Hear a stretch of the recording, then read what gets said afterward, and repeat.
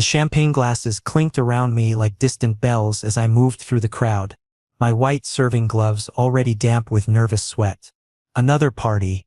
Another night of being invisible. I'd been working as a waiter for 6 years now, and I'd mastered the art of blending into expensive wallpaper while rich people celebrated things I couldn't afford to dream about. But tonight was different. My son accompanied me. Dad, why do these people sparkle so much? Max gazed up at me with those enormous brown eyes filled with innocent curiosity. He was only 7 years old, my precious boy, looking adorable in his school uniform. Sometimes I wondered how fate had blessed me with such a remarkable gift. They don't actually sparkle, buddy. Their clothing is expensive. I gently smoothed his hair. You'll stand quietly beside me, right? No mischief. Max wrapped his small fingers around my pant leg. I promise, Dad. I smiled before lifting my serving tray. Anxiety gnawed at me. I couldn't leave Max at home because his grandmother was ill and nobody else could watch him. So I brought him along, assuming he'd remain tucked in some corner. Fate, however, had different plans. I circulated through the hall carrying my tray. Conversations blended with laughter and music, creating an overwhelming cacophony. Then someone called out, "Waiter, bring wine glasses over here." I turned around. The man stood in the corner, tall, impeccably dressed in a sharp suit, accompanied by another gentleman, a very important gentleman, Steve Ashford. I'd seen his name in newspapers repeatedly. Billionaire, owner of Ashford Industries, the city's most powerful figure. His face appeared sculpted as if chiseled from marble, sharp jawline, cold gray eyes. Yet something else lingered in those eyes. Exhaustion, profound loneliness. I approached them with my tray. Max trailed behind, curiosity pulling him forward. "Stay right here, son," I whispered quietly. But Max didn't obey. He remained close, observing these important adults. I distributed wine glasses to Steve and his colleague. Steve didn't acknowledge me. He simply continued his conversation. I was stepping back when suddenly, something felt wrong. Max abruptly emerged from behind my leg, moving forward. "Max," I whispered urgently. "Come back." But he wasn't listening. His gaze fixed on something else. I followed his line of sight. A man dressed in an expensive suit, wearing a false smile, stood near Steve. His fingers hovered near his jacket pocket. He was discreetly removing something, a small bottle. White powder. My heart stopped completely. The man smiled at Steve while conversing. Steve held his wine glass, engaged in discussion with his colleague. And this man, he was exploiting Steve's distraction, slowly moving his hand toward Steve's glass. I wanted to act, but fear paralyzed me. What if I was mistaken? What if these people thought I was crazy? I'd lose my job immediately. But then, Max saw it. My little boy. He watched that man. He saw that bottle. Then, he looked at me with confusion and fear clouding his face. "Dad." He spoke softly. "What's that man doing?" I glanced at him. "Max, be quiet." But then Steve began lifting his wineglass toward his lips, and that man was smiling, as if his sinister plan had succeeded. And suddenly, Max ran. "Max!" I shouted, but he wasn't listening. He sprinted directly towards Steve, his tiny legs pumping with all their strength. People noticed him. Someone reached out to stop him, but Max didn't halt. And then, he pushed Steve's hand with both of his small palms. Crash! The wine glass fell to the floor. Red wine splashed across Steve's white shirt. Glass shards scattered everywhere. Complete silence descended upon the entire hall. The music stopped. Conversations ceased. Everyone's eyes turned toward us. No, toward Max. And Steve, he stared down at my son, shocked, confused, visibly angry. "What the hell?" Steve began. But Max pointed directly at the other man, who was now backing away. "Mister, that man was putting something in your glass." Max's voice trembled but remained brave. "I saw it. He took out a bottle." Gasps echoed throughout the hall. Steve's expression transformed. First anger, then confusion, then suspicion. He looked at the man, who had turned deathly pale. "What is he talking about?" Steve asked coldly. I don't know. This child is lying." The man retreated further. But Steve signaled to security. "Search him." Immediately, security guards seized the man. They searched his jacket, and then, they extracted the bottle. White powder. Chaos erupted throughout the hall. Someone call the police, a voice shouted. The man attempted to flee but security restrained him, and I rushed toward Max. I lifted him into my arms. He was trembling from fear. Dad, did I do the right thing? His voice sounded so small. Yes, son. You did exactly right. Tears streamed down my face. You're a hero. Then I realized everyone was staring at us. Steve was too, his gray eyes focused on me and on my son. The anger had vanished. Now there was gratitude, shock, and something more. Steve spoke quietly, approaching us. Your son, he saved my life. I swallowed hard. Sir, I'm terribly sorry. He's just a child. He didn't. Don't apologize, Steve said firmly. Then he crouched down to Max's level. Hey buddy, what's your name? Max glanced at me, then at Steve. Max, Steve repeated softly. You're incredibly brave. Do you understand that? Max nodded slowly. Steve smiled, for the first time, a genuine smile. Thank you, Max. You saved my life tonight. And in that moment, I felt as if my entire existence had begun anew. The police arrived quickly, surrounding the apprehended man. Officers asked Max gentle questions, treating him with remarkable kindness. My son answered calmly, describing exactly what he'd witnessed. Steve stood nearby watching intently, his expression unreadable. After the police finished their initial investigation, they informed us that the substance was indeed poison, a slow-acting toxin designed to mimic a heart attack hours later. If Max hadn't intervened, Steve would have died before midnight. That realization hit me like a physical blow. My 7-year-old son had saved a man's life. The crowd gradually dispersed, whispers following us everywhere. Some people looked at Max with admiration. Others seemed skeptical, suspicious even. I held Max closer, suddenly aware of how exposed we were in this world of wealth and power. Steve spoke briefly with the police chief, his voice low and authoritative. Then he turned back toward us, his gray eyes softening when they landed on Max. You must be exhausted, Steve said to my son. And probably hungry too. Max nodded shyly, suddenly aware of all the attention focused on him. Steve smiled again, that same genuine expression that transformed his entire face. We'll fix that soon. I felt something shift in the air between us, though I couldn't identify what exactly. All I knew was that this night had changed everything. Max had displayed courage I didn't know existed in someone so young. And Steve Ashford, this powerful billionaire, was looking at us not as servants or insignificant people, but as if we actually mattered, as if we were important, as if we were seen. The police escorted the captured man away. We learned he worked for Roland Cross, Steve's business rival. He'd been hired to poison Steve. The toxin would have shut down Steve's system within 2 hours. Without Max's intervention, Steve wouldn't have survived. Learning this made my chest feel heavy with emotion. My small son, he'd saved someone's life. After the party concluded, I prepared to leave with Max. But a security guard stopped me. Sir, Mr. Ashford would like to meet with you. My pulse quickened. Right now? Yes. Please follow me. I gripped Max's hand and walked behind the guard. He led us to a private room, spacious, elegant, containing only a table and several chairs. Steve stood there, his shirt still stained red with wine. Though he hadn't changed, he simply stood near the window gazing outside. When we entered, he turned around. Lonnie Cole. He spoke my name as if he'd already memorized it. I felt shocked. How do you know my name? Your identification badge. Steve indicated the card clipped to my chest. And Max, your son. I nodded. Yes, sir. Steve gestured toward the chairs. Please sit down. I hesitated. Sir, I'm just a waiter. You're such an important person. Sit, Lonnie. Steve's tone left no room for argument. I sat down. Max settled beside me, exhausted and sleepy. Steve took the seat across from us.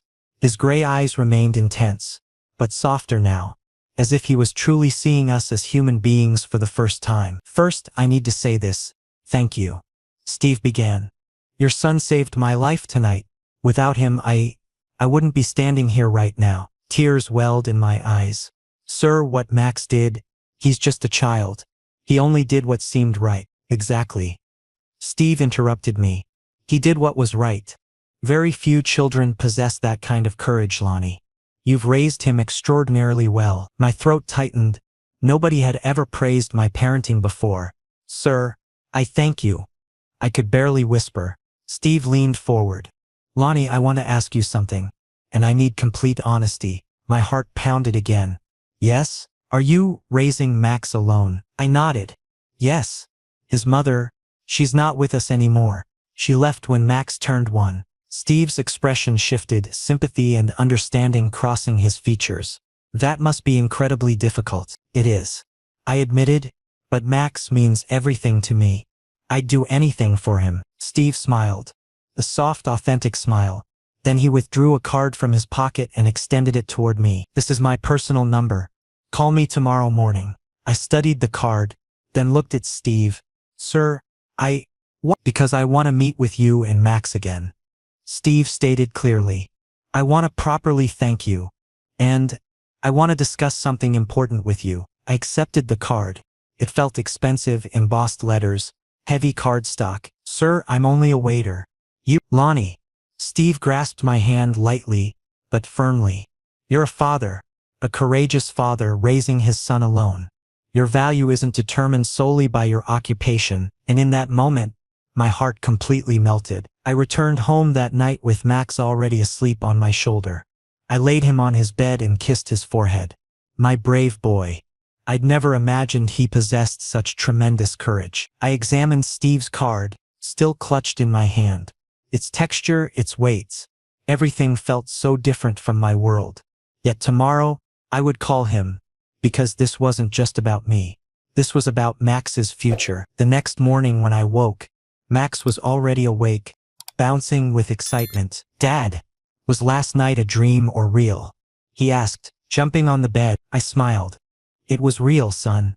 You're genuinely a hero. So will Mr. Steve meet us again? Perhaps, I said. Looking at Steve's card, I made the call after breakfast. Nervousness made my fingers tremble as I dialed the number. Hello? Steve's voice came through. Professional, crisp. Sir, this is Lonnie. Lonnie Cole, I said. Lonnie, his voice immediately warmed. I've been waiting for your call. Where are you? At home. Give me your address. I'll send someone to pick you and Max up. Sir? I felt shocked. No, I can come myself. Lonnie, please. Listen to me. I want to meet you properly. Outside the work environment. And I want Max there too. Give me your address. I hesitantly provided my address. 1 hour later, a luxury vehicle appeared outside my building. A black Mercedes. A uniformed driver. Max's eyes widened. Dad, did that car come for us? It appears so. I was equally shocked. The driver opened the door. Mr. Cole? Mr. Ashford sent me to collect you both. Max and I climbed into the car. The seats felt so soft we might have been sitting on clouds. Max touched the leather and smiled. Dad, this is a magic car, I smiled. But anxiety churned in my stomach. What would Steve want to discuss? The driver took us to a restaurant. No, not a restaurant. A private dining club. So fancy that I felt uncomfortable in my simple clothing. But when Steve greeted us, he showed no judgment. He wore casual clothes, jeans and a simple white shirt, as if he deliberately avoided formal attire to make us comfortable. Lonnie, Max. He was smiling. A genuine smile. Come, sit down. We sat. Food was already ordered on the table, fancy dishes I couldn't possibly afford. Max's eyes fixed on pasta. Max, order whatever you want. Steve encouraged. Max shyly pointed at the pasta. Steve signaled the waiter. Then Steve looked at me. Lonnie, I'll get straight to the point. My stomach sank. Yes, I want to help you and Max. I felt confused. Help? Steve leaned forward. You've sacrificed so much for Max. You're raising him alone. But I know that, financially, this isn't easy. My face grew hot with embarrassment. Sir, I manage. I know you do. Steve said gently. But Lonnie, what if you could do better? What if Max could have a better life? Better education? Better opportunities? Tears filled my eyes. Sir, I don't know what to say. Don't say anything. Steve continued. Just listen. I want to offer you employment. At my company. Not as a waiter. As my personal assistant. I was stunned. What? Your job would involve staying with me, helping me, and keeping me safe. Your son is brave and observant. And you're a good father. I can trust people like that. Sir, I'm not highly educated. You possess a skill that education doesn't provide. Common sense and courage. Steve said firmly. And I'll train you. Your salary will be 20 times your current income. I blinked in disbelief. 20 times, yes. And Max's schooling? I'll enroll him in the best school. Full scholarship. Books, uniforms, everything. I broke down crying. Truly crying. Sir, this is too much. Your son saved my life, Lonnie. Steve held my hand. This is my way of saying thank you. I looked at Max, who was enjoying his pasta innocent, unaware of this life-changing conversation. Then I looked at Steve, his sincere gray eyes. All right, I whispered. I'll work for you. Steve smiled, and that smile touched my heart deeply. He smiled as if a tremendous weight had lifted from him. Thank you, Lonnie. You don't realize how important this is to me. But sir, Steve, I said hesitantly, how will I be ready? I've never done this kind of work. Don't worry. Steve reassured me. I'll teach you everything. The first week will be observation, watching, learning. Then responsibilities will come gradually. And if you ever feel overwhelmed, tell me. We'll work through it together. Together. That word made me feel something different. As if I wasn't merely an employee. As if I was something more. My first day at Steve's office arrived. Ashford Tower, a 60-floor glass building rising from the city center like a giant. I stood in the elevator wearing my new suit, which Steve had sent over, and my heart hammered against my ribs. Dad, you look like a superhero. Max had told me that morning when he saw me dressed. I'd smiled. But now fear consumed me. The elevator stopped at the 60th floor, Steve's private office. When the doors opened, I saw the entire floor comprised one massive office space with glass walls, and the entire city stretched before me. Lonnie, Steve's voice called out. He stood near his desk, white shirt, black pants, sleeves rolled up, casual yet professional. And so, attractive. I shook my head mentally. Focus, Lonnie. Good morning, sir. I spoke professionally. Steve smiled. Steve, remember? We're professionally close now. Right. Steve. His name felt strange on my tongue, intimate. Come, I'll introduce you. Steve touched my shoulder casually and led me into the office. Several people were already seated there, senior staff, board members. Everyone looked at me with curiosity and judgment. Everyone, this is Lonnie Cole, my new personal assistant. Steve announced. A man large in an expensive suit looked at me skeptically. Steve, wasn't he a waiter? Steve's jaw tightened. Marcus, Lonnie is qualified. His son saved my life. If you have concern— No, Marcus raised his hands. I was simply confirming, but his eyes examined me as if I didn't belong here. The first few hours passed in a blur. Meetings, phone calls, documents. I felt overwhelmed. But Steve remained patient. When I didn't understand something, he calmly explained.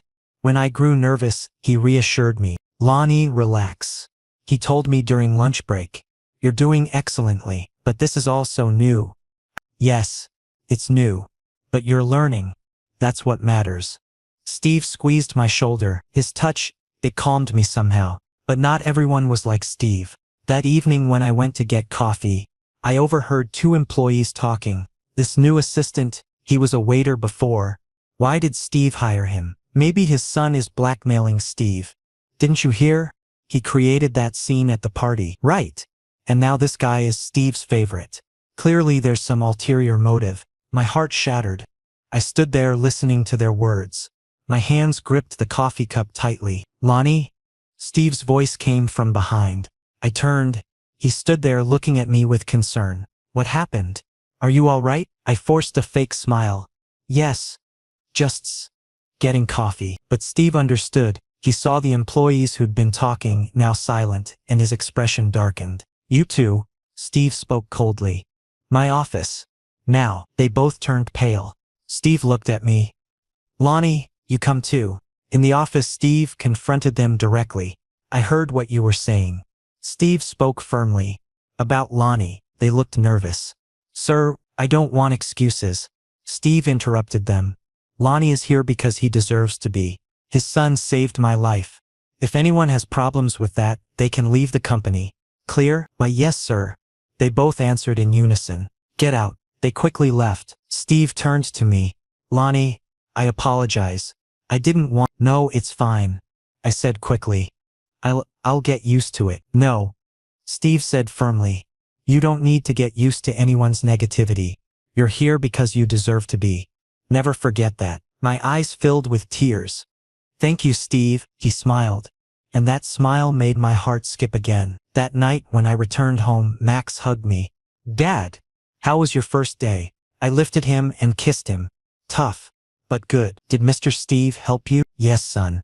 He's very kind. Max smiled. I told you. He's like a prince. I smiled back.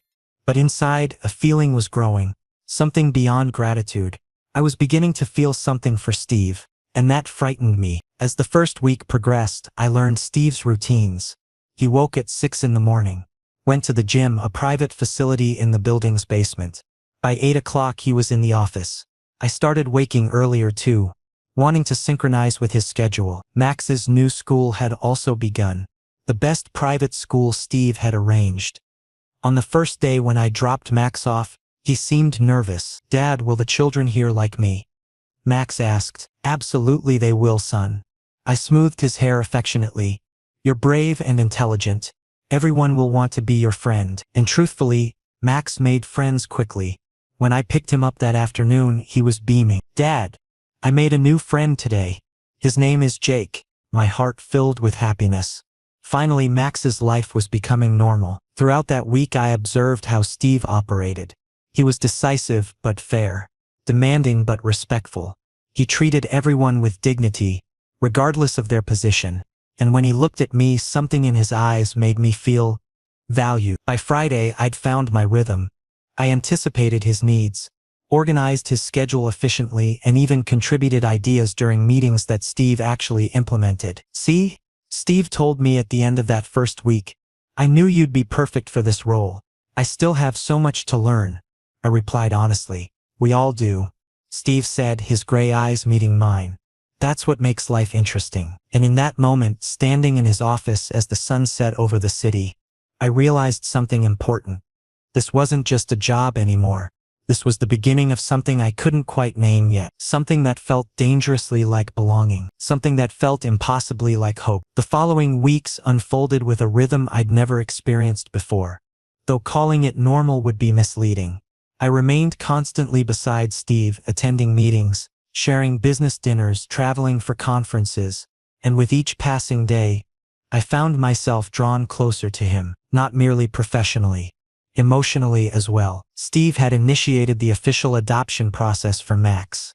Legal documents were being filed. My son's happiness radiated from him daily as he talked endlessly about Steve. Dad, Mr. Steve taught me about astronomy today. He said we'll get a telescope and observe the stars together. Dad, Mr. Steve told me I can become anything when I grow up. An engineer, a doctor, maybe even an astronaut. Dad, will Mr. Steve always stay with us? That final question stopped my heart completely. Why are you asking, son? Max smiled shyly. Because if he stays, we'll become a perfect family. You, me, and Mr. Steve. Perfect family. Those words circled endlessly through my mind. Because I'd been thinking the exact same thing, but I understood how complicated this was. Steve was my employer, I was his employee, and feelings were never straightforward. One evening, work extended late into the night. Only Steve and I remained in the office. Everyone else had departed hours ago. I was organizing files when Steve called out to me. Lonnie, take a break. You've done enough. I turned around. He sat relaxed in his chair, tie loosened, sleeves rolled up, exhausted yet incredibly handsome. I'm almost finished, I replied. No. Break now. Steve spoke firmly. Come with me to the terrace. The terrace? Yes. Trust me. I hesitantly followed him. We reached the terrace, the 60th floor rooftop. City lights sparkled below us, stars glittered above, and the breeze felt wonderfully fresh. Wow, I whispered. Steve smiled. I know, right? Whenever stress overwhelms me, I come here. We stood together near the railing. Comfortable silence enveloped us. But then Steve spoke suddenly. Lonnie, are you content? I looked at him surprised. What do you mean? Here, in this position. With me. His gray eyes studied me deeply. Are you truly content? I took a breath. Yes. I'm very content, Steve. You've transformed mine and Max's entire existence. Steve smiled, but sadness tinged it. However, there's no however, I said quickly. Lonnie, I've been observing you for weeks now. Something troubles you. I can see it in your eyes. What is it? I looked downward. My hands gripped the railing tightly. I sometimes wonder if I actually belong here. I finally admitted. Steve, I was just a waiter. Your world, your associates, they're all so vastly different. Sometimes I feel like an imposter. Steve remained quiet. Then he took my hand. Lonnie, look at me. I reluctantly met his gaze. You're not an imposter, Steve said firmly. You're someone I never imagined I'd encounter. Authentic, genuine. You'd sacrifice anything for your son. And you did something for me too. Your son did. You've taught me how to feel alive again. My heart pounded harder. Steve, I'm being serious, Lonnie. Steve moved closer to me. So close I could smell his cologne, woody, intoxicating. Before meeting you, I was mechanical. Work, cackins, money. Nothing else mattered. But now I wake each morning thinking about seeing you and Max. That brings me genuine happiness. My breath caught. You! What are you saying? Steve cupped my face gently, carefully. I'm saying that I'm developing deep feelings for you, Lonnie. My entire world stopped. What? I understand this complicates everything. Steve continued quickly. You're my employee. I'm your employer. But these emotions I'm experiencing, I can't ignore them anymore. And if you're real or something similar, I kissed him. I didn't think. I simply acted. My lips pressed against his. Desperate, hungry, real. Steve seemed shocked, initially. Then he responded. His arms wrapped around my waist, pulling me closer. The kiss deepened, became more intense. When we finally separated, both of us were breathing heavily. I apologize, I whispered. I shouldn't have. Don't apologize. Steve interrupted me. Lonnie, you did exactly what I wanted. My eyes filled with tears. Steve, I think I'm developing feelings for you as well. Steve smiled, genuine, joyful. And then he kissed me again. This time slower, softer, as if wanting to preserve this moment eternally. When we finally pulled apart, Steve pressed his forehead against mine. Lonnie, I need to tell you something. Yes, I've never felt this way about anyone before. You're different. And I want us to explore this, whatever this is, carefully, privately. So neither you nor Max gets hurt. I nodded. I want that too. Steve smiled and kissed my hand. Thank you. You're worth waiting for. And after that night, our relationship quietly transformed. In the office, we maintained professionalism. But when alone, those glances, those touches, those smiles, everything became different. The weeks that followed felt surreal. We kept our relationship hidden, yet every stolen moment together felt precious. During meetings, Steve's foot would occasionally brush against mine under the table. In the elevator, his hand would briefly touch my lower back. Small gestures that nobody else noticed but meant everything to me. Max had begun settling beautifully into his new school. He'd made several friends and his confidence had grown remarkably. But children are perceptive creatures, and I should have realized he'd noticed the change between Steve and me. One evening while preparing dinner, Max watched me with curious eyes. Dad, you seem different lately. Different how? I asked, trying to sound casual. Happier. Like really, really happy. Not just regular happy. Max tilted his head. Is it because of Mr. Steve? I felt my cheeks warm. Mr. Steve has been very generous to us. Yes. No. I mean, Max paused, choosing his words carefully. Do you like him? Like in the movies? I nearly dropped the plate I was holding. Max, it's complicated. But you do, right? Max pressed. Because he looks at you the same way. Like you're special. I knelt down to Max's level. Would that bother you? If Mr. Steve and I cared about each other in that way? Max's face broke into a huge smile. Are you kidding? That would be awesome. Mr. Steve is the best. And if he makes you happy, then I'm happy too. Relief flooded through me. You're an amazing kid, you know that? I learned from the best. Max hugged me tightly. That conversation gave me courage. The next day, I told Steve what Max had said. We were in his office, the door locked, sitting together on his couch. He approves? Steve's eyes lit up. More than approves.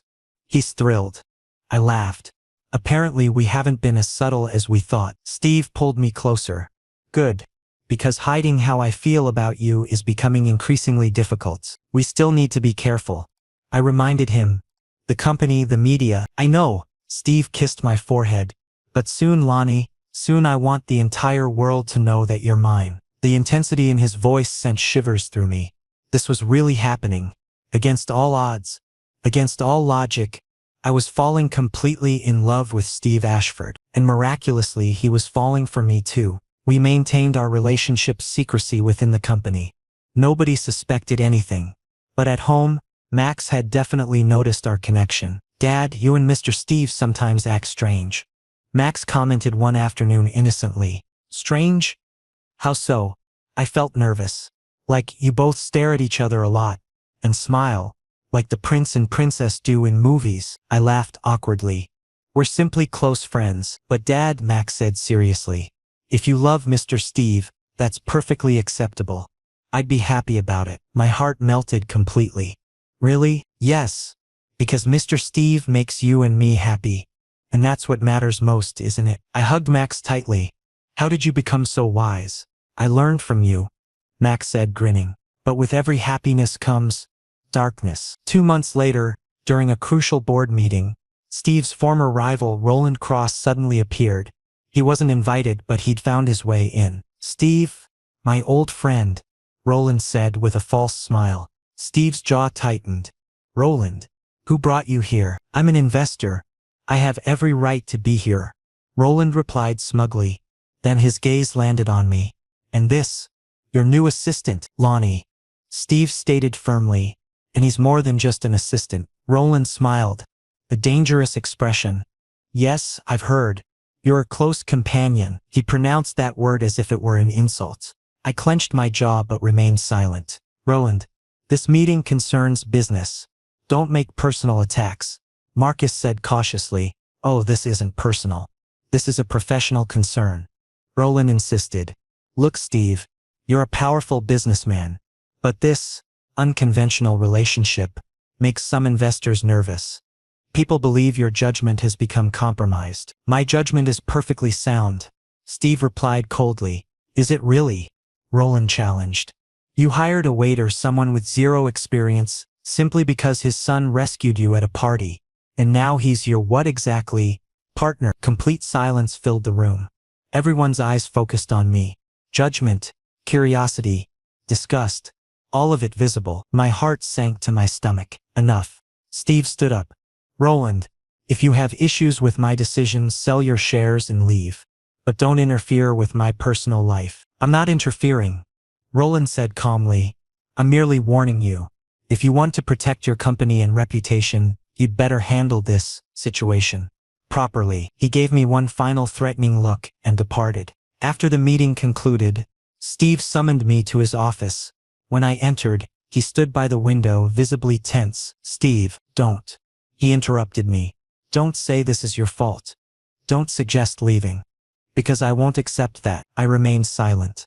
My hands trembled. Steve turned around. Anger filled his eyes, but not directed at me. At Roland. Lonnie, listen. Roland is an insecure man spreading his hatred. I don't want his words to hurt you. But he was right, wasn't he? My voice was barely audible. I'm damaging your company. Your reputation. Steve approached and cupped my face. You're not damaging anything. Roland's problem is jealousy. I'm happy, and he can't tolerate that. But if investors, I'll handle the investors, Steve said firmly. Lonnie, you're more important to me, and I'll protect you. Tears fell from my eyes. Steve, I don't want you sacrificing things for me. This isn't sacrifice. Steve kissed my forehead. This is choice. My choice. And I choose you. But over the following days, the situation deteriorated. The media discovered our story. Headlines appeared everywhere. Billionaire Steve Ashford, in relationship with former waiter, from serving drinks to dating the boss. Lonnie Cole's journey. Is this love or opportunism? Reporters camped outside our building. When I took Max to school, they shoved cameras in my face. They asked intrusive questions. Lonnie, are you actually dating Steve Ashford? Are you using your son to manipulate a billionaire? What's your response to people calling you a gold digger? I never responded. I simply held Max's hand and kept walking. But Max, he was terrified. At school, other children began bullying him. Your dad's a gold digger. You and your dad are using Mr. Steve. My mom says your family is fake. When Max came home crying, my heart shattered completely. Dad, I don't want to go to school anymore. Max said, tears streaming down his face. Why not, son? Because people say terrible things. About you. About Mr. Steve. Max's tears wouldn't stop. Dad, are we really bad people? I hugged him tightly. No, son, we're not bad people. What others are saying is wrong. We're simply living our lives. And nobody has the right to judge us. But those people are jealous, son. I wiped his tears. Because you heroically saved Mr. Steve's life. And now we're happy. Some people can't stand seeing others happy. Max nodded slowly. But fear still lingered in his eyes. That night, after Max fell asleep, I called Steve. Steve, this situation is spiraling out of control. My voice broke. Max is being bullied at school. Your business is suffering. I'm thinking that perhaps— Stop, Steve said firmly. Lonnie, if you're about to suggest we separate, don't. Please. But Max, I'll handle Max's protection and his school. Everything. Steve's voice sounded desperate. Lonnie, please. Trust me. I'm formulating a plan. What plan? A press conference. I'll publicly announce our relationship. Make a clear statement. My heart stopped. Steve. No.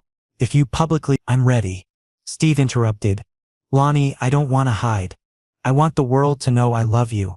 And those who can't accept us, they'll have to make their decision. But your company, the company is mine.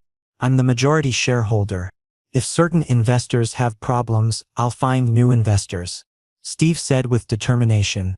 But you and Max, you're irreplaceable. Tears flowed down my face. Steve, trust me, Lonnie. Please, he whispered. One last time. Trust me. And I trusted him. The next few days felt like an eternity. Steve worked tirelessly with his public relations team, crafting the perfect statement. Meanwhile, the media frenzy intensified. Paparazzi followed us everywhere. Speculation ran rampant online, but Steve remained resolute. He held my hand through every moment of doubt, reassured me when panic threatened to overwhelm me, and reminded me constantly that we were in this together. The night before the press conference, we sat in his apartment, Max asleep in the guest room. Are you absolutely certain about this? I asked quietly. Steve pulled me close. I've never been more certain about anything in my entire life. What if? He silenced me with a kiss. No more what ifs. Tomorrow we tell our truth. And whatever happens after that, we face together. I rested my head against his chest, listening to his steady heartbeat. Tomorrow would change everything. For better or worse, there would be no going back. But looking at Steve's determined face, I believed we could survive anything. The following week, Steve scheduled the press conference. I stood beside him on stage. Cameras, flashing lights, reporters everywhere. My heart pounded so violently I thought it might burst from my chest. Steve took my hand hidden beneath the table and squeezed it. His touch gave me strength. Steve spoke into the microphone. Ladies and gentlemen, thank you for attending. I'm here today to make a clear statement regarding my personal life. The room fell silent. Cameras rolled. This man— Steve gestured toward me. Lonnie Cole. He is my partner, and I love— Gasps. Whispers. Camera flashes intensified. I understand many people find this relationship difficult to accept. We come from vastly different backgrounds, but love doesn't recognize backgrounds, status, or social class. Steve paused, took a deep breath, then continued. Lonnie's son Max saved my life when a hired assassin attempted to poison my drink. That small child's bravery rescued me, and Lonnie taught me how to feel truly alive. He reminded me that life consists of more than just work and money. Steve looked at me, and his eyes held so much love I felt like I was dreaming. Some people claim Lonnie is opportunistic, that he's taking advantage of me. But those people are wrong. Lonnie never asked me for anything. I offered him employment. I enrolled his son in school, because that was my way of expressing gratitude. And somewhere along the way, I fell in love with him. Steve paused, then scanned the room. If anyone disapproves of this relationship, they're free to stop working with me. If investors feel nervous, they can sell their shares. But I won't leave Lonnie. This is my final decision. Silence. Absolute pin-drop silence throughout the room. Then, a female reporter stood and began clapping. Slowly, then another, and suddenly, the entire room erupted in a standing ovation. I was shocked. I couldn't stop my tears. Steve took my hand openly, publicly, confidently. "We did it," he whispered, smiling. "Yes, we'd done it." Reporters asked questions. Respectful ones. Steve answered each calmly and confidently. I also answered some questions about Max, about our journey, about our future plans, and for the first time, I felt genuinely confident, as if I truly belonged. The weeks following the press conference moved slowly. Media coverage gradually turned positive. Support messages arrived constantly. Emails, letters, social media posts. True love doesn't see status. Supporting Steve and Lonnie. That little boy Max is a hero. This family deserves happiness. Finally, a billionaire who chooses love over image. Respect. Roland and the negative investors. They left the company. But Steve quickly found new investors. More supportive, more progressive. The company's stock initially dipped slightly. But when positive news began circulating, it recovered. Actually, it performed even better than before. In Max's school, the principal personally apologized and gave strict warnings to the bullies. Max's new friends supported him, and gradually, Max became happy again. "Dad, everyone at school called me a hero today," Max told me excitedly one afternoon. "They said I was brave." My heart filled with joy. "Because you are brave, son." "And Dad, has Mr. Steve officially become my second father now?" I smiled. "Almost, son. The legal process is still underway." "I can't wait." Max jumped excitedly. Months later, on a quiet Sunday evening, Steve took Max and me somewhere special. A small lake, quiet, peaceful, surrounded by trees. An incredibly beautiful place. "What is this place?" I asked as we exited the car. "I purchased this property." Steve held my hand. "For you, for us. Whenever we want to escape the city, we can come here." I felt shocked. "Steve, wait." Steve interrupted. "There's something else first." He looked at Max. "Max, buddy, come here." Max approached curiously. Steve knelt to Max's level and withdrew an envelope from his pocket. "Max, this is for you." Max opened the envelope. Legal documents were inside. "Dad, what is this?" Max looked at me, confused. Tears filled my eyes, because I understood immediately. "Son, those are adoption papers." I barely whispered. "What does that mean?" Max asked. Steve smiled softly, lovingly. "It means I'm officially your father now, Max. Legally, officially, forever." Max's eyes widened. Then suddenly he hugged Steve tightly. "Thank you, Papa Steve. Thank you, thank you, thank you." Steve lifted Max and spun him around. Both of them laughing. I watched through tears. Happy tears. My son, he finally had a complete family. When Steve set Max down, he approached me. His eyes held seriousness. "Lonnie, there's one more thing." My heart pounded. "Yes?" Steve withdrew a small box from his pocket, and my breath stopped. "Lonnie Cole." Steve opened the box. Inside sat a ring. Simple, elegant, a silver band with a small diamond. "Before meeting you, my life felt empty. Hollow. I existed like a machine. But you and Max, you both brought me back to life.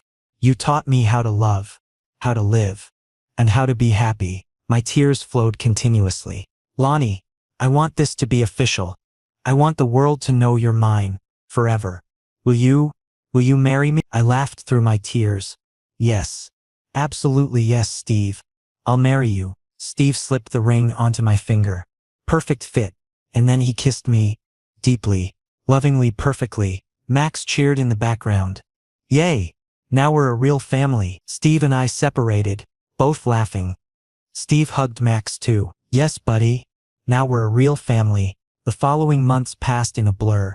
Wedding planning, legal formalities, and overwhelming love.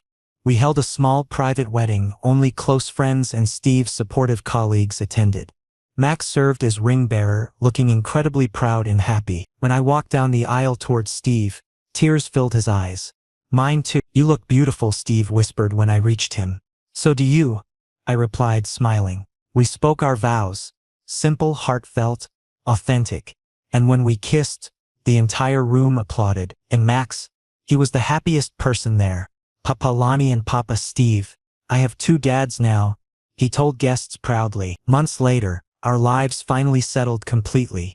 Steve's business became even more successful, because he'd learned to stand firm in his values. Max became a top student at his school, confident, happy, loved. And me, I was no longer just waiter Lonnie. I was Steve's partner, professionally and personally both. One night, after Max fell asleep, Steve and I stood on the terrace, the same terrace where we'd first confessed our feelings. Did you ever imagine all this would happen? I asked Steve, wrapped in his arms. Steve smiled. Never, not once.